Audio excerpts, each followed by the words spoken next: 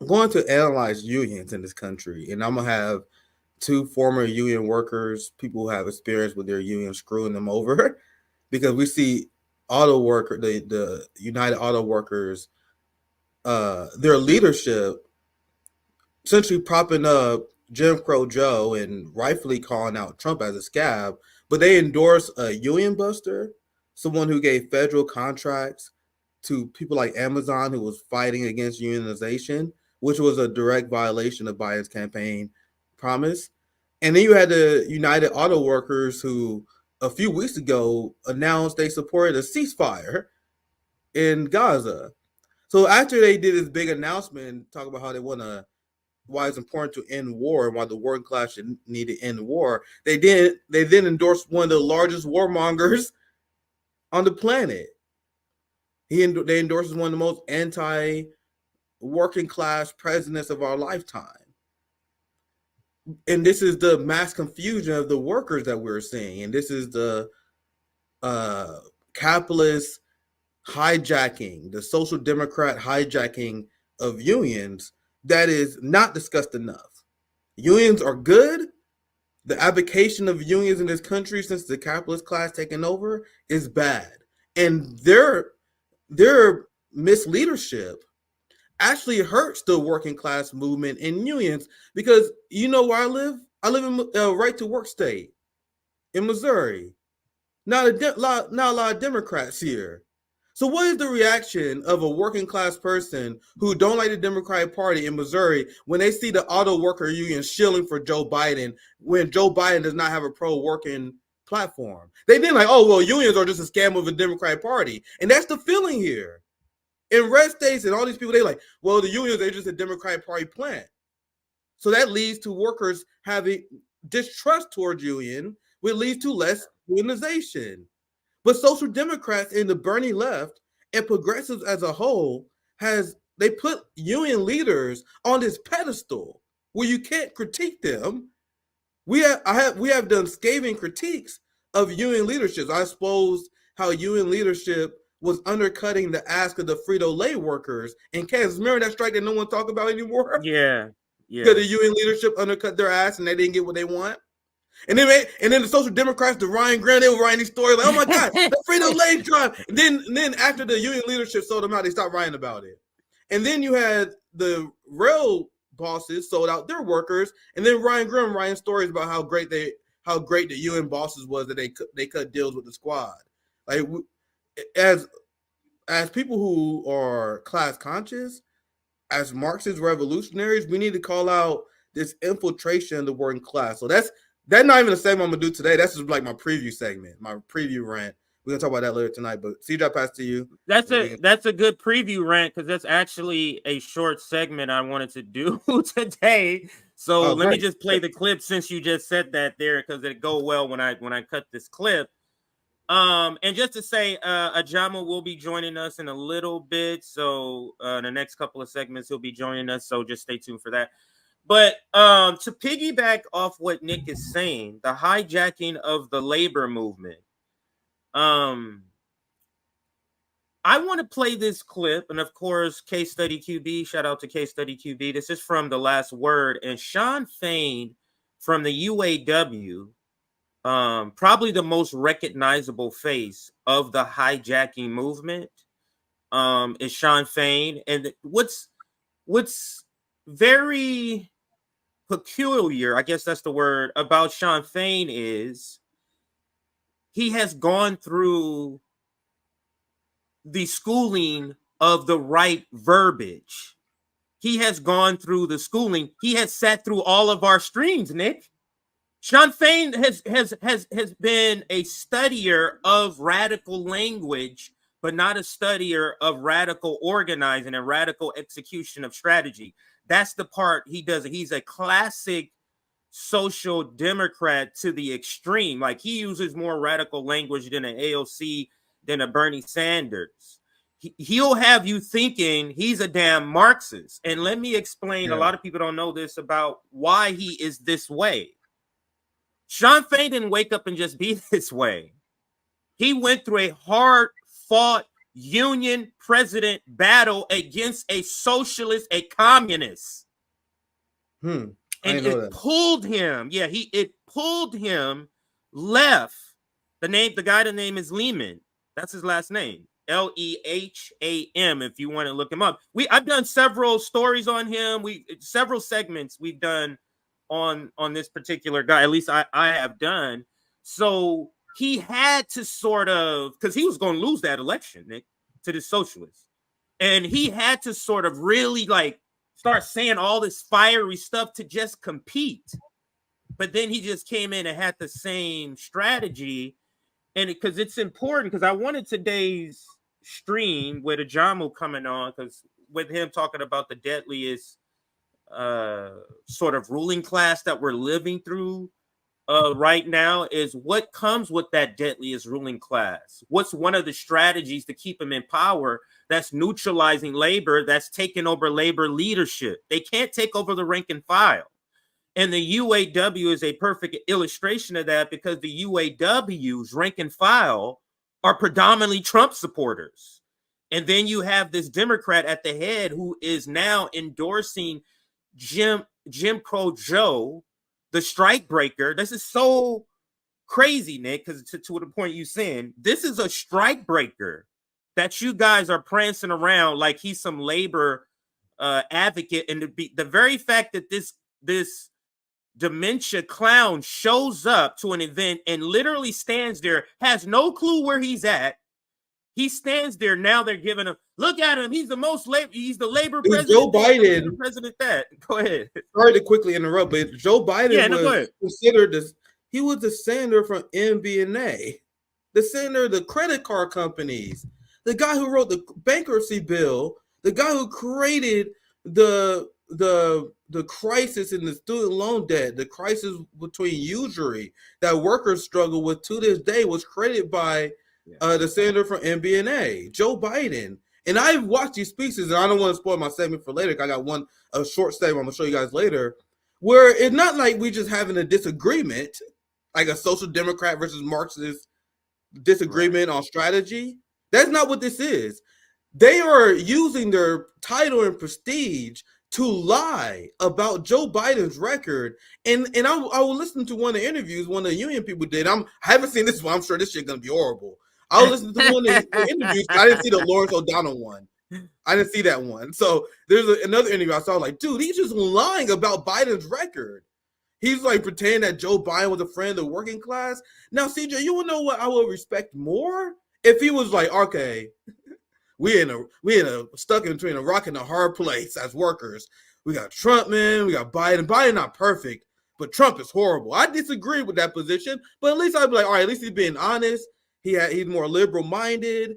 He's scared by the lesser two evil. I get it. I don't like the Republicans either. I understand why people could be afraid of them. I disagree, though. You know what I mean? What they are doing, they go on the campaign and lying to their rank and file, using their prestige to trick people who don't know better. That's why I'm calling this out. We calling this out. And I'm glad you have a second plan. I didn't know you had one, but I'm going to call these people out. The era where we put the union leaders as above criticism, like the Bernie left tried to, should be long since passed, especially after they endured genocide, Joe. But I pass to you, CJ. We can continue. Yeah, but the Bernie Sanders industrial complex is helping to helping to prop up the idea that people like Sean Fain are like the future of labor. Like, they're helping to prop this up. Like, he's a god. If you watch their coverage, he's a god to them. Like, in Majority Report, I almost did a segment on just that video. He's a god to them, Sean Fain. So it's pretty disgusting. But let's watch this. It's not a long segment. The fact that he probably shield for Democrats is probably a positive. Like, they're like, yeah, he's a real deal. But anyway, let's continue. Like, he's like one of them. Like, you want to like take over the Democratic Party, right? With labor. Like, that's how they look at it. But the reason I wanted to play this is because think about, if you're thinking about a psyop, now I'm going to put on my so-called conspiracy hat. Nick, if you're thinking about a psyop to destroy labor and to destroy labor movements, wouldn't you put a Democratic head at the head of a union that's primarily Trump supporters, white people, white workers? Wouldn't you do that to sort of destroy like the credibility in unions if that's what you're trying to do? So think about that as we listen to this video. Let's play. Joining us now is United. Oh, I'm sorry. Go ahead. No, I'm gonna say it'll be real quick.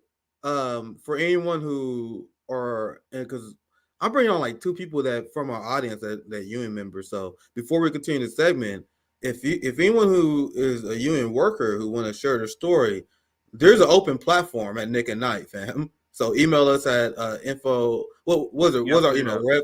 Yeah, but anyway, that's what I just want to plug in, and then we can get back to Rev Black. Yeah, I'll put it up. Yeah. That's my email's right there. We have a lot of these people who watch us, CJ. We have a lot of people, a lot of union workers who watch RBN. I get their messages all the time, so I'm just saying straight on air. If you're a union worker and you want to talk about labor struggle, send an email. You got open invite. But go ahead, CJ. Let's continue. Yeah, so and that goes double. I would say for all of the network, I don't think anybody would have a problem. So, yeah, but yeah, absolutely. Yeah. Let's listen to this again. If you're trying to destroy the credibility of union in the eyes of white workers, just keep that in mind as we listen to this. Workers President Shawn Fain, thank you very much for joining us tonight. Thanks for having me, Lawrence. And thank you apparently for bringing Donald Trump along as a viewer, because he's tracking, I guess, everything you say on TV. There you were on CBS on Sunday morning, and Donald Trump wrote this about that. He's on his Truth Social thing. He said, "I had the great privilege of watching Shawn Fain, the president of the United Auto Workers, this morning on Deface the Nation. He is a real stiff." Stiff is in capital letters, so I guess he really means it, who is selling the automobile industry right into the big, powerful hands of China. I assume you have no response to that. Look, this is just Donald Trump and who Donald Trump is. He always resorts to name calling because at the end of the day, he doesn't want people to focus on facts. You know, during his presidency, we learned a new phrase. It was called alternative facts, which what we all call lies. But that's the world he operates under because he doesn't want people to see the reality of where he really stands. He serves the billionaire class, the corporate class. And so, you know, he doesn't want us to focus on facts, just as we did in our contract campaign with the big three. You know, we put the facts out there. That's why 75% of America, sided with us in that fight, because those are the issues that matter to Americans, to the majority of Americans. You know, it's better pay, better wages, you know, healthcare security, retirement security, and just getting our time back, getting our lives back, not having to work 7 days a week, 12 hours a day, or multiple jobs just to scrape to get by. That's the economy Donald Trump dreams of. Let me read what Donald Trump said about you today, and this is that's the point I was going to get to, is that you're thinking along the same line. So the reason this is important is because you think, oh, everything he said about Trump is true. But the implication, if the same critique is absent about the other side, you're shielding for one side. And to say he is, how did he say he operates for the billionaire class? The audacity of saying that with Joe Biden in office right now, funneling billions of dollars to the weapons manufacturers as he props them up, as he breaks a strike for the railroad barons. It is truly disgusting. But I wonder, I haven't seen any articles, I don't know if you have, or any reporting to the effect of any railroad sort of unions being sort of upset with this guy and how they're pushing him as some sort of great leader of labor with Joe Biden because they broke their strike. It seems like you would have some sort of solidarity with your fellow union brethren, but they have none of that over at UAW apparently. Let's listen to a little bit more and listen to what he says about Joe Biden. Clear effort to undermine your relationship to the membership of your union. It's a clear effort by Donald Trump to get the votes from members of your union by speaking to them this way. He says, Sean Fain, this is today, Sean Fain is a weapon of mass destruction on auto workers in the automobile manufacturing industry in the United States. Is he under contract to China? Now, that is aimed directly at your membership to try to get their votes and to try to eventually get them to vote against you as their union president. Yeah, look, the only weapon of mass destruction against the automobile industry in America and all industry in America is two words: corporate greed. And that's what Donald Trump's all about. I mean, this is the oldest tactic in the book. It's divide and conquer. This is what the billionaire class and the wealthy do masterfully. They want to divide the masses over race or what color your skin is, gender, who somebody loves, or even border security. We hear a lot about that recently. They want to put a villain out there. They want to create whatever boogeyman they can, to make us fear somebody else, like they're going to take something or they're a threat to our being. Border security. That's what he said, Nick. Do you know they just endorsed the president that's trying to implement the harshest border security measures ever?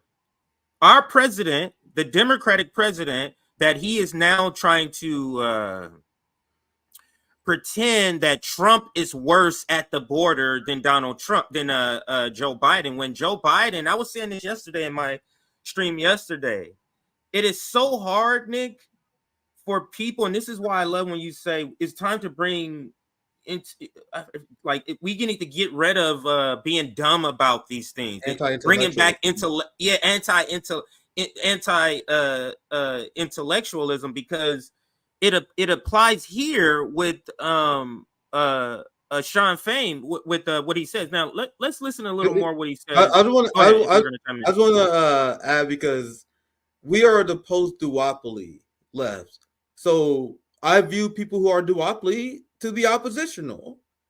So when everything he says about Trump easily applies to Democrats, he talks about how Trump and Republicans want to divide people.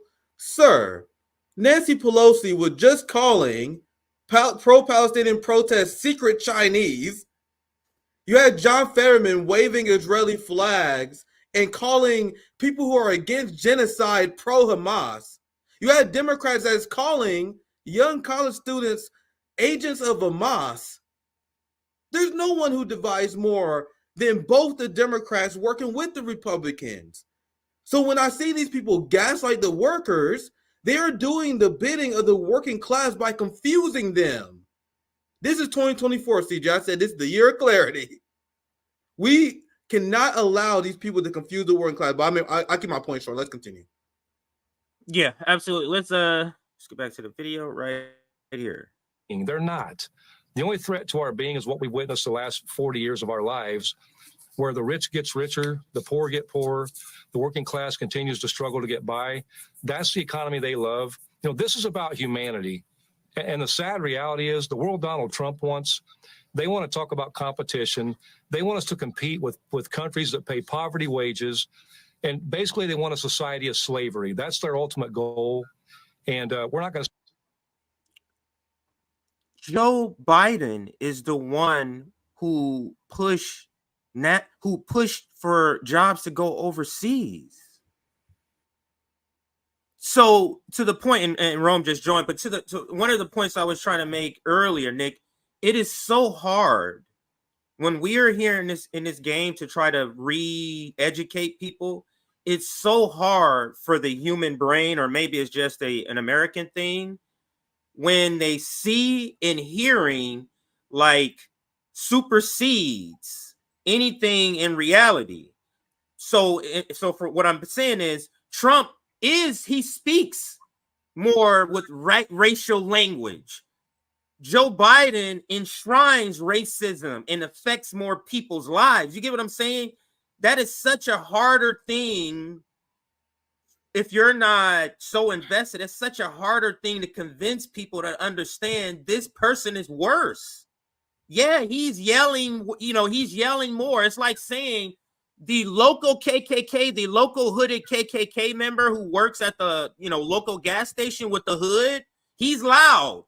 You fear him. is he worse than Joe Biden, who's putting people in jail? You get what I'm saying? Like, It's and that's vibes what's over hard policy. with this. Yes, It's the vibes over policy movement. But go ahead, CJ. I just want to ask. yes, and that's what I'm saying. And so I said all of that to say that's what he's trying to sell with Trump. It's easy to sell Biden as the better person because of rhetoric in what I'm saying here. But let's get back to this video. But what's up, Rome? We got Founders Thursday. us Let's first. go. Let's go. We got the founders here. It's always good when we got Rome, CJ in the house. What's popping, Rome? Man, Yeah. I'm looking at this shit. I'm like, these people act like we don't live in the Midwest. Like, nobody lives in the Midwest. This is just an imaginary place. Like, they didn't just sell off all our jobs and whatnot. Like, this happened way before Trump. Right. Way before Trump came in office. And actually, I remember Trump running to the left on these things, talking about bringing these jobs back to the Midwest, if I'm not mistaken. He was. In So, 2015, he was. How in the fuck is this any Trump's doing or Trump's fault, or how is he? I'm not a Trumper. I'm not a MAGA. I don't give a fuck. But make it make sense if you're gonna try to to put your thoughts on it in any way. Make it make sense, because NAFTA deal fucked over Detroit so much, and this is why I call on people to own the means of their production, because this is what happens when capitalism see a better deal, they take a better deal, and they move your job out of your neighborhood.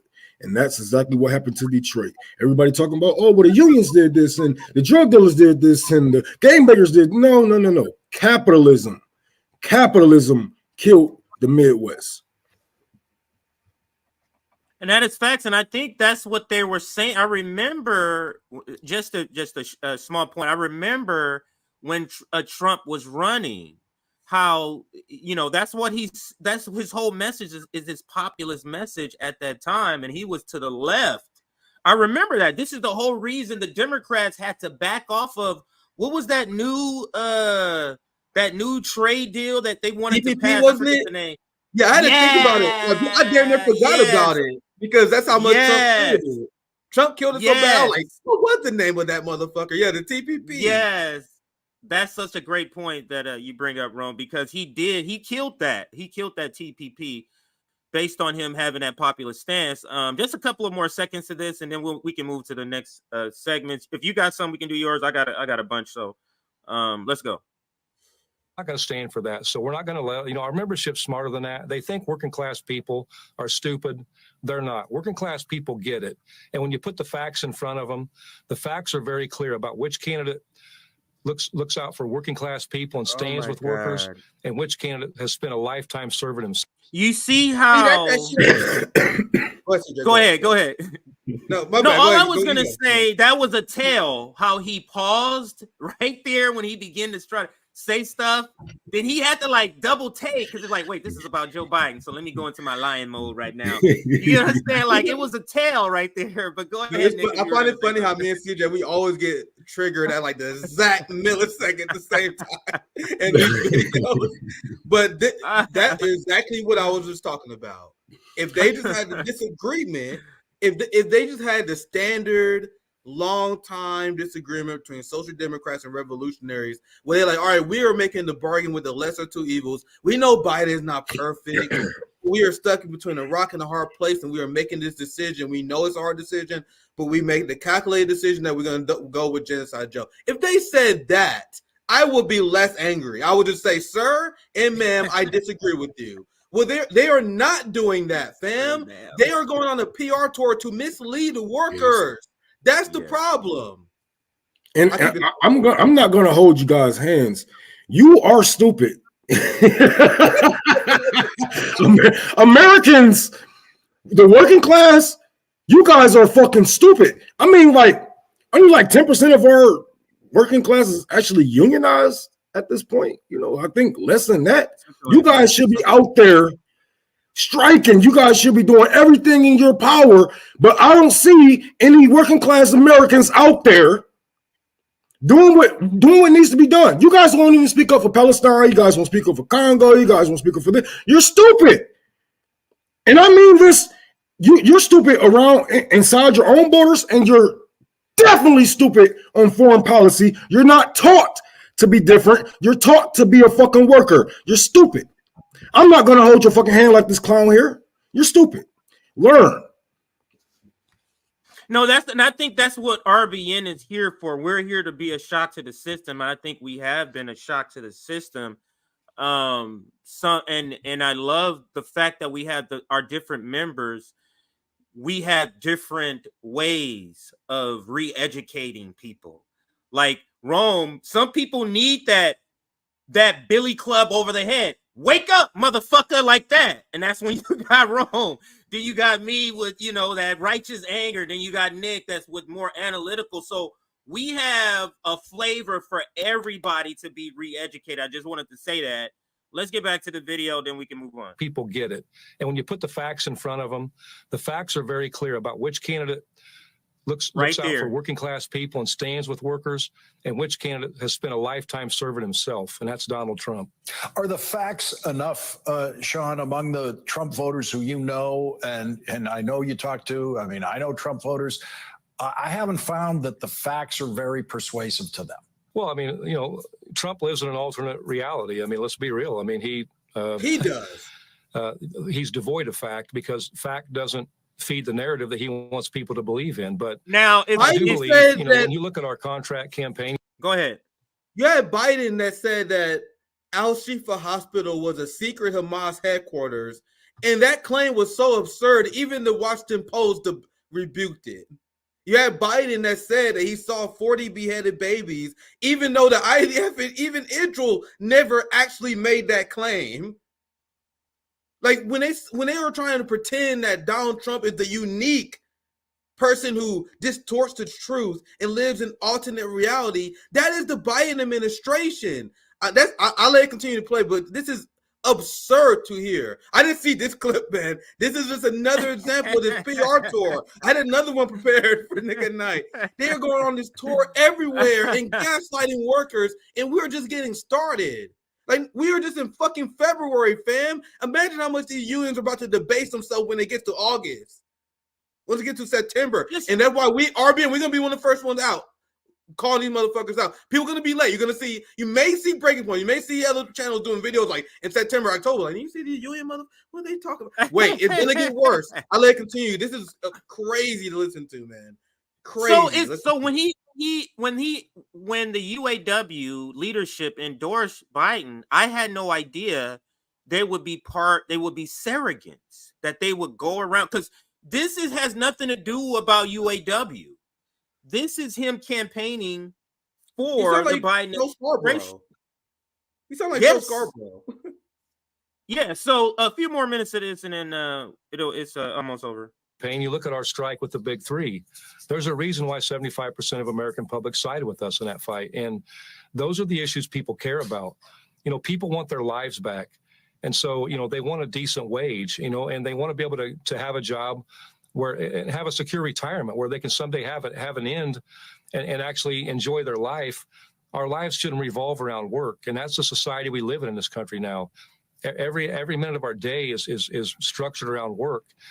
Both parents have to work in a 2-family home, or one, if it's one parent, they're working multiple jobs, and that's not a life. And so I do believe when you look at the facts and look at the reality of where both candidates stand, that will resonate with people. But we have to talk about it. We have to keep the dialogue out there. Joe Biden has announced, the campaign's announced he's coming to Michigan on Thursday. I'll let it continue, but I see exactly what he was talking about earlier before the segment. We said how this dude hijacked revolutionary language. He's talking about a legitimate point of how we turned into wage slaves, but you're endorsing Biden as a solution. Right. This guy is dangerous, dude. Like, I don't put him in David Pacman level, guy. This guy is good. No. Like, this guy is a fucking threat. I'll let it continue. I just want to add that this guy is good, and this is why he's in the position that he's in now, because he's willing to bend over and stretch for the upper class, for the politicians. He's willing to sell his people out. I was just explaining this to my girlfriend. She was like, yeah, I like my manager so much. I was like, yeah, don't trust that nigga. He's only the manager because he's willing to sell you the fuck out. He's willing to fire your ass on a moment's notice, not 2 weeks, So don't trust these people who they put a camera in front of and say, hey, how are things going? Nigga, if your union was so strong, if your union was all the things that you said and claimed to be, we wouldn't have these problems now that you just told us about. How two families have to, all families have to work in a 2-parent household, whatever it may be. Where's the union leadership?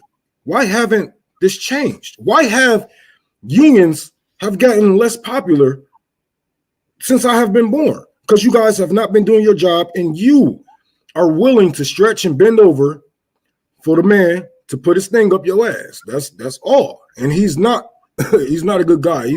I'm pretty sure he done sold out his fucking people 3 or 4 times before this. Yeah, absolutely. If you want to get a lot of good information, it's just to the audience on Sean Fain. Go to World Socialist website. They do a lot of good reporting on him, and the if you wanted to just look into history about the election, the presidential election, he almost lost against that communist guy, and this is the reason why that pushed him to have to use this sort of rhetoric in order to get those people. But he doesn't have radical strategy. But let's let him finish out. This is where he really starts to talk about Biden. He's going to celebrate and emphasize that UAW endorsement. Is the UAW endorsement in a state where the election could be very close, possibly a decisive factor? Sure, I believe it is. And, I believe our members will be overwhelmingly behind him. Look, everything's not always perfect. But at the end of the day, when you look at the record of both of these candidates, it's very clear. I mean, one broke a strike and one did not. Thank you. Like, if you're just looking at it from a labor standpoint, like nothing else, let's say you're not looking at any other politics. You're just looking at, I'm a worker. Let's look at what these two have done. Now, maybe you can say Joe Biden has a bunch of great little things. You get what I'm saying? A bunch of Hershey Kisses. He has a bunch of those in our LB appointments here and there, virtue signaling. But who has the Joker? Who has the villain card? Joe Biden. They act like Joe Biden is the one who broke a strike. Like, tell me where Trump broke a strike, bro. And that was a strike, Nick, in Rome. If that thing went through, I'm talking about that is a general strike. Yes. That is the whole reason they made legislation against them. Because if they're participating in a general strike, it's a fucking wrap. The same with the longshoremen. It's a fucking wrap. We can literally take over this shit. This is the reason why these are some of the labor unions that are paid on the higher tiers, because they know these are life-sustaining, capitalist-sustaining, I should say it that way, industries that if they went on strike, it would be disastrous. So to me, I'm going with the person who did the most egregious things, even if he has the most small Hershey kisses that you can say. You get what I'm saying? Like, yeah, man, you was handing me $100 every month, but you came through my house and murdered everybody in my family, bro.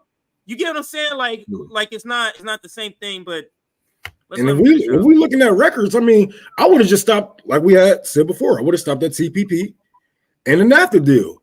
Those are that's a fucked up record to have, to be supporting those things and still to call this man, oh, he's the most, what they say about him being the most the best president for unions and all that kind of shit. No, he's the worst.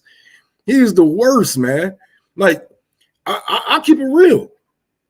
Y'all fucked up when y'all let Trump bring them fucking jobs back to Ohio. Y'all will never get the Midwest back. You know how many people moved from Michigan to Ohio to go get a job and now are Trump supporters? I mean, black and white people. You guys fucked up. If we're looking at records, Biden is literally the man that the black people and indigenous people have been trying to preach about for hundreds of years now. We have been telling you this.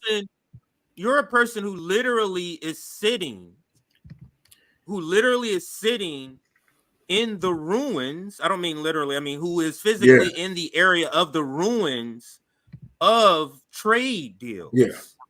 Detroit, all the plants there is devastated. That complete area just completely devastated. And this is what's flipped the white working class. They want to act like the white working class just flipped and became racist. No, that's a smear.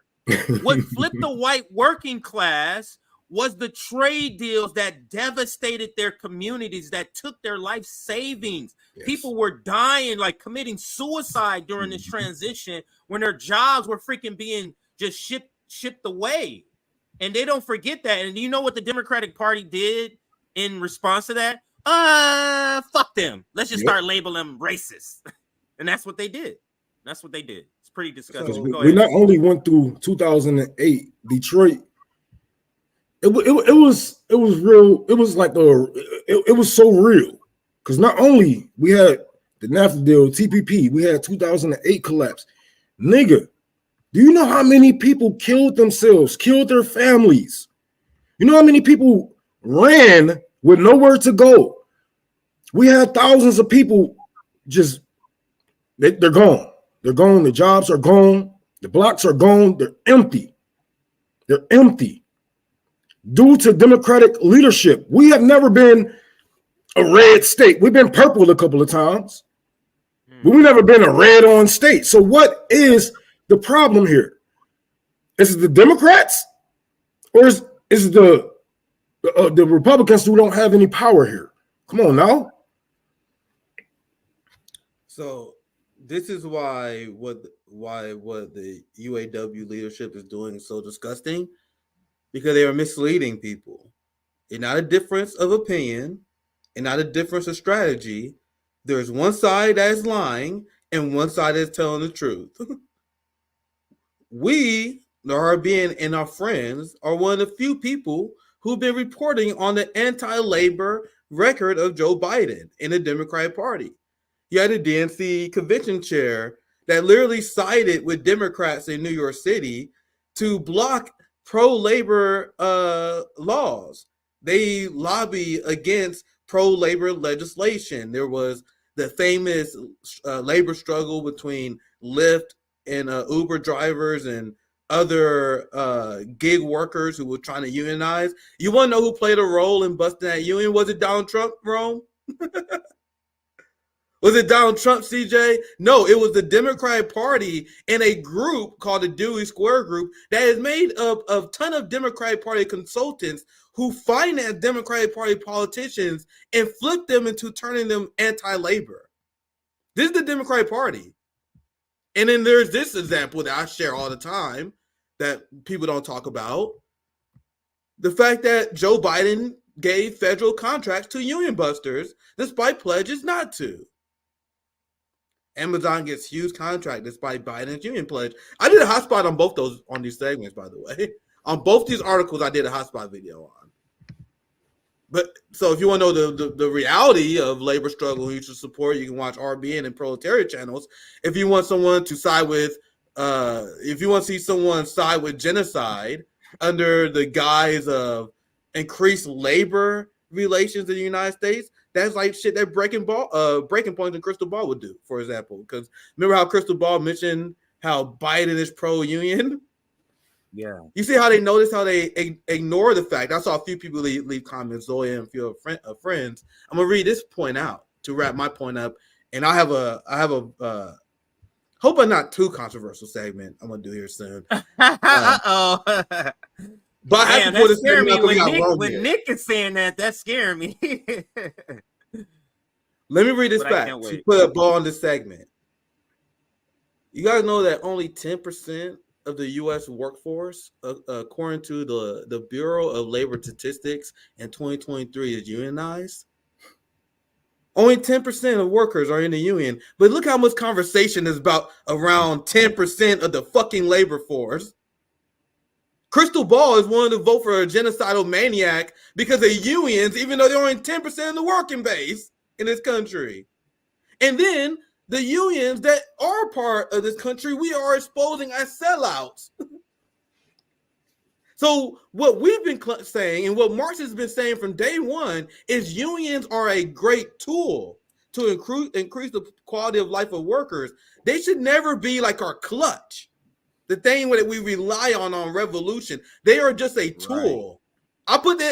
To be honest, I put unions at the same level like mutual aid. Mutual aid is a tool, the same way unions is a tool. It's not the be all end all, but it's very fucking important. But you guys notice how social democrats put it only unions. We only need to look at the union struggle, and then they pretend Democrats are pro union.